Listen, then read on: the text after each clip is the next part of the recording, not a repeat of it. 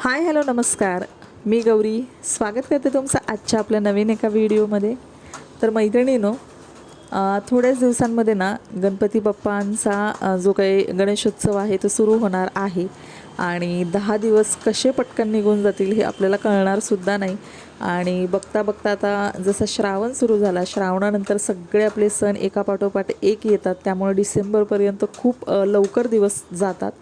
तर त्यासाठी ना गणपतीची सगळ्यांची तयारीसुद्धा सुरू झालेली असेल आणि बऱ्यापैकी आता ती फायनल स्टेजला असेल, कारण आता 2 दिवसातच गणपती येणार आहेत. तर आता इथे आमच्याकडे तर गणपती नसतो, कारण माझ्या माहेरी गौरी गणपती असतात, पण इकडे सासरी नसतो.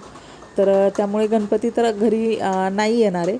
पण तरीही जी काही साफसफाई असेल घराची, कारण कुठलाही सणसूद आला तर आपण सगळे घर स्वच्छ साफसफाई करून घेतो. तर मी सुद्धा आज विचार केला की आज आपण जे आहे ना ते घराची सगळी साफसफाई करून घेऊया, कारण त्याशिवाय सणासुदाचं महत्त्व वाटत नाही आणि सण आहे असं फीलसुद्धा होत नाही. कारण एक आपल्याला पहिल्यापासून आपण आपल्या आईचं आजीचं हे बघत आलेलो आहे की कुठलाही सण असेल तर पूर्वी हे असं टाईल्स वगैरे नव्हते, तर त्यावेळी शेणामातीनं घर सारवलं जायचं आणि छानपैकी कुठलाही सण जो असेल तो सेलिब्रेट केला जायचा.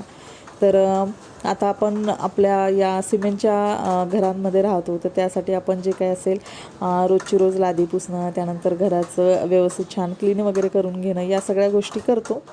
तर मी सुद्धा आज साफसफाई करून घेणार आहे आणि तेच तुमच्यासोबत शेअर करत आहे. तर आता ना सकाळी थोडा वेळ बाळासोबत स्पेंड केला आणि त्याच्यानंतर बाळाला खाऊ वगैरे भरवला आणि त्यानंतर बाळ आता झोपलं आहे. तर बाळ झोपल्यानंतर मी ना क्लिनिंगला सुरुवात केलेली आहे. तर सगळ्यात आधी ना हॉलची क्लिनिंग करून घेते, कारण क्लिनिंग तर वरचेवर मी तशी करतच असते. महिन्यातून एकदा मी सगळ्या जाळ्या वगैरे ज्या आहेत तर त्या काढून घेते, त्यामुळे इतक्याशा जाळ्या वगैरे राहत नाहीत आणि खूप डीप क्लीन करावं लागत नाही प्रत्येक वेळी. तर जाळ्या वगैरे थोड्याशा होत्या त्या सगळ्या काढून घेतलेल्या आहेत. दरवाजा, सेफ्टी डोअर वगैरे हे सगळं स्वच्छ झाडूने करून घेतलेलं आहे. आणि त्यानंतर आपलं जे काय असतील ते बेडशीट वगैरे चेंज केलं. त्यानंतर टेबलवरचा वगैरे सगळा पसारावरून हॉल सगळा चकाचक केलेला आहे. त्यानंतर किचनचा एरिया आणि पॅसेज जो मधला आहे तो सुद्धा क्लीन करून घेतला आणि आता आलेले इथं बेडरूममध्ये. तर इथे ना तुम्हाला जास्त पसारा दिसत असेल, कारण आता काय केलं आहे ना मी साफसफाई करायचीच आहे म्हटलं, तर काय झालं होतं, जे काही कपाटामध्ये ना यांचे आणि विघ्नेशचे कपडे होते, तर ते खूप अस्ताव्यस्त झालेले. म्हणजे एक कपडा काढायला गेलं तर बाकीचे 4 कपडे पडायचे आणि ते लोक तसेच ठेवतात. आणि त्यामुळे ते ना सगळे युनिफॉर्म वेगळे, त्याच्यानंतर ट्युशनचे कपडे वेगळे, घरी घालायचे कपडे वेगळे, असे सगळे एकत्र झालेले आहेत. त्यामुळे एक कपडा शोधायचा असेल तर सगळं कपडे जे आहेत ना ते खालीवर केले जातात. तर मी घड्या करून ठेवते, पण पुन्हा 1-2 दिवस ते राहतं आणि पुन्हा सगळं एकत्रच होतं. तर त्यासाठी म्हटलं आज आता मी साफसफाई करते आहे ना, तर मी ना ते सगळं ना मला ते बघितल्यानंतरच इतकं इरिटेट झालं, तर मी सगळं ते काढून असं बेडवर टाकलेलं आहे.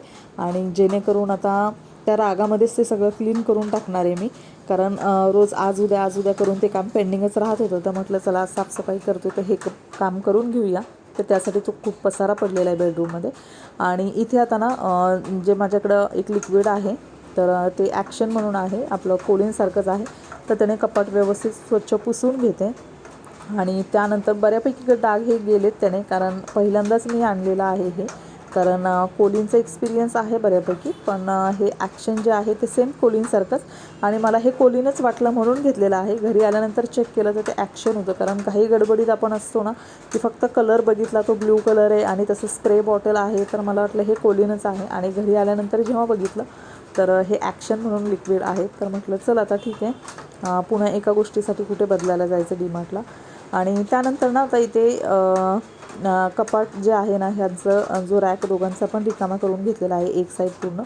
तर ते सुद्धा आतून वगैरे व्यवस्थित पुसून घेते आणि त्यानंतर ना सगळे कपडे अरेंज करून तिथे ठेवेन, जेणेकरून आता पुढचे एक 5-6 दिवस तरी कपडे ते व्यवस्थित राहतील, कारण इतक्या मेहनतीनं मी आता ते ठेवणार आहे सगळे व्यवस्थित. त्याचबरोबर साईडचं जे ड्रेसिंग टेबल आहे ना तर ते सुद्धा क्लीन करून घेते. आणि काय होतं ना, हे आरसे वगैरे आहेत ना त्याच्यावर थोडंसं धूळ उडली किंवा पाण्याचे वगैरे शिंतोडे उडाले ना तर ते खूपच विचित्र दिसतं. तर त्यासाठी ते वरचेवर जरी क्लीन केले तरी सारखे खराब होत राहतात, तर त्यामुळे ते सारखे क्लीनसुद्धा करावे लागतात.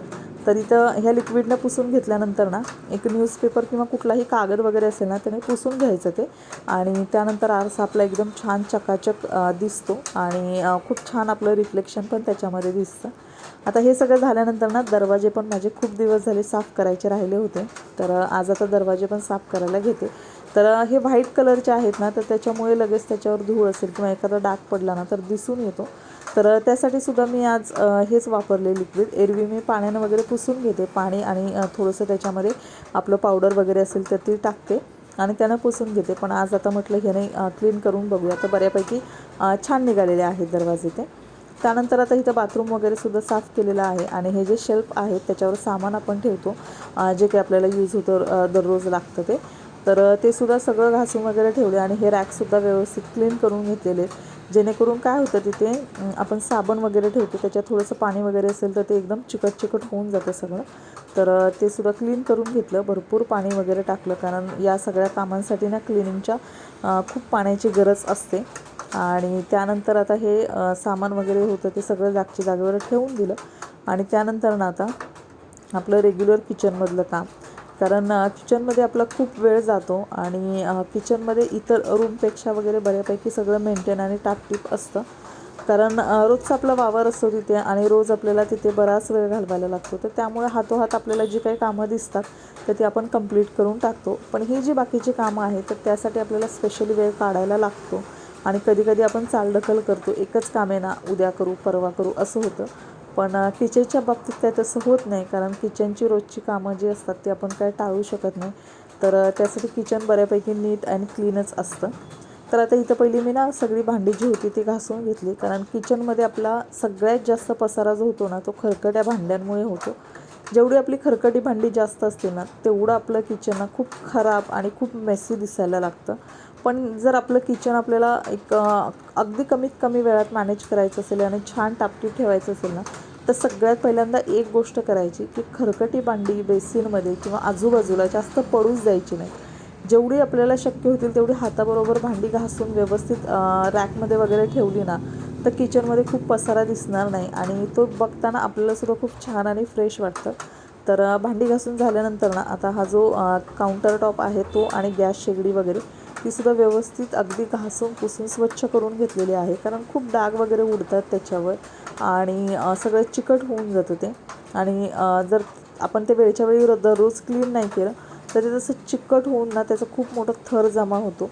आणि जसं की माझ्या ह्या शेगडीवर ना एका साईडला थोडंसा म्हणजे जे स्टीलचे त्याचे स्क्रू वगैरे आहेत, तर त्याच्यामध्ये पण सुरुवातीला जे जर काही चहा सांडला किंवा दूध सांडला आणि ते इथे जाळ्या होत्या त्याच्या, आता सध्या मी त्या वापरत नाही आहे, तर त्या जाळ्यांच्या खाली ना पटकन लक्षातच यायचं नाही की काय सांडलेलं आहे. आणि त्यानंतर जर आपण सपोज चहा थोडासा उतू गेला असेल आणि तो त्या जाळीमधून पटकन दिसायचा नाही आणि त्याच्यानंतर जर मी त्या गॅसवर काय ठेवलं तर ते त्याच्या हीटने ना तर ते थोडेसे साईडला असं जंक पकडल्यासारखं झालं आहे. तर मी 1-2 वेळा घासून बघितलं पण ते काही क्लीन नाही झालं. तर आता एकदा व्हिनेगरनं ट्राय करेन ते होतं आहे की नाही, कारण बाकीचं मी केलं आहे ते ब्रशने वगैरे सगळ्यांनी घासून थोडंसं बेकिंग सोडा लिंबू वगैरे टाकून तर ते काही झालं नाही आहे. तर म्हटलं तो एक एक्सपेरिमेंट एकदा करून बघूया. त्यानंतर ना गॅस वगैरे हे जो काउंटरटॉप होता तो क्लीन करून घेतला आणि एका स्वच्छ कोरड्या कपड्याने ना गॅस पुसून घेतला, जेणेकरून आपला गॅस खूप छान चकाचक दिसतो आणि त्याच्यावर पाण्याचे डाग अजिबात दिसत नाही, त्यामुळे पटकन खराब झाला आहे असं सुद्धा वाटत नाही. त्यानंतर ना आता हा जो काउंटरटॉप होता भांडी वगैरे घासली गॅस पुसला तर सगळं पाणी इकडे तिकडे उडतं ना, तर छोटा एक वायपर आहे त्याच्या मदतीनं ते सगळं क्लीन करून घेतलं. त्यानंतर बाकीची जी काही साईडची जी क्लिनिंग वगैरे आहे तीसुद्धा करून घेतली आणि किचन क्लीन केलं ना तर आपलं खूप अख्ख्या घरातलं खूप काम झालं असं वाटतं, कारण बाकीच्या गोष्टी थोड्या तशा जागच्या जागेवरच असतात. ते आपल्याला ऑर्गनाईज करायला जास्त मेहनत नाही करावी लागत, पण किचनमध्ये आपल्याला खूप वेळ जातो आणि खूप आपल्याला तिथे कामसुद्धा असतं. तर किचनचं हे सगळं जे काही क्लिनिंग वगैरे होतं ते सगळं करून घेतलेलं आहे. त्यानंतर आपलं वॉश बेसिन पाण्याचा नळ वगैरे हे सगळं घासल्याशिवाय आपली किचनची क्लिनिंग तर कंप्लीट होत नाही, कारण फक्त भांडी घासली किचन काउंटरटॉप क्लीन केला तरीसुद्धा जर नळ किंवा बेसिन आपलं स्वच्छ नसेल तर आपल्यालासुद्धा काही फ्रेश वाटत नाही आणि काम करण्यासाठी सुद्धा खूप पॉझिटिव्हिटी आणि एनर्जी येत नाही. जितके आपण आपल्या घरामध्ये जास्त स्वच्छता ठेवू ना तितकं आपल्याला स्वतःला खूप फ्रेश वाटतं, खूप शांत वाटतं आणि एक छान पॉझिटिव्ह वाईब्स आपल्याला मिळतात. तर अशा पद्धतीनं ना सगळं किचन क्लीन वगैरे करून घेतलं, काउंटरटॉप आणि गॅस वगैरे. त्यानंतर ना आता हे जे डबे आहेत ना, तर हे जे कॉर्नर आहेत ना, म्हणजे हे 2 रॅक, तर हे आम्हाला खूप हँडी आहेत. म्हणजे पटकन येताना एखादी वस्तू असेल किंवा काय, तर ती इकडं तिकडं ठेवायच्या ऐवजी पटकन इथे ठेवली जाते. हां ठीक आहे, ही आता मला नंतर लागेल, तर पटकन लक्षात राहण्यासाठी इथे ठेवली जाते.